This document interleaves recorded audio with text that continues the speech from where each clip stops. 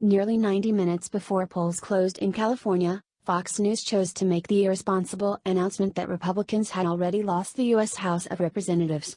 Did that early call cost the Republicans Orange County, California?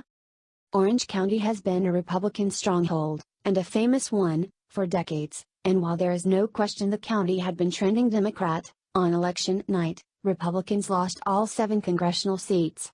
But if you look at the vote counts, there were a number of squeakers.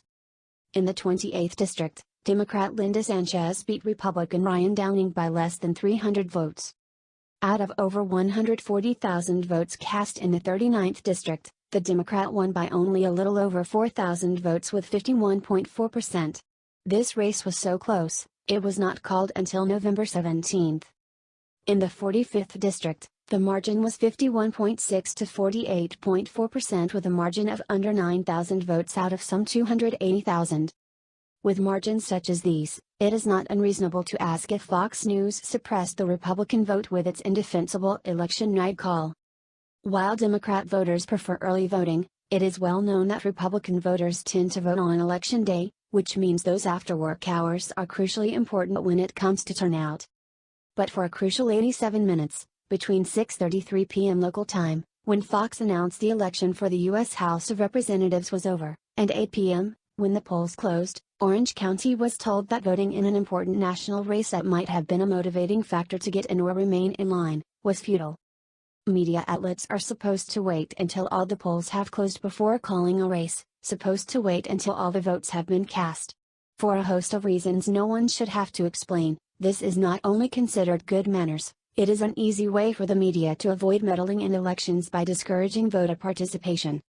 What's more, sometimes the media get these early calls wrong.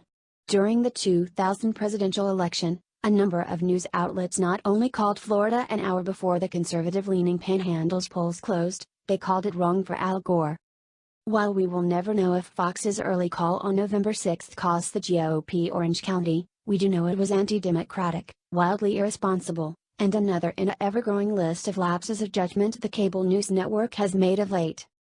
In just last few months, Fox News has backed CNN's lawsuit against President Trump to reinstate a press pass for heckler Jim Acosta, buckled to emotional blackmail from CNN and others and stopped airing Trump's perfectly acceptable ad about the dangers of illegal immigration, offered a platform to Jorge Ramos, a left-wing propagandist and open borders extremist, mocked an actor for working a real job, spread the fake news that Senate Judiciary Committee testimony from Brett Kavanaugh accuser Christine Blasey Ford was exceptionally credible, when the truth is that Ford's testimony and documentation were riddled with contradictions and falsehoods.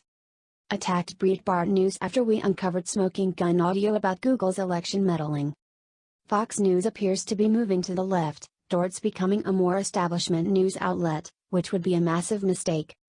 If news consumers want to be lied to about illegal immigration, want to see working people mocked, want to be misled about Christine Blasey Ford, want to see an obnoxious leftist like Acosta defended in court, want to see the truth about immigration declared racist, or want to see Republican voter suppression in action, they have a whole lot of other options. Fox News is surrendering, not only its middle America identity, but what makes it unique in an already overcrowded marketplace. What is the point of watching Fox News if it is more interested in earning the affection of its enemies at CNN than those of its loyal viewers?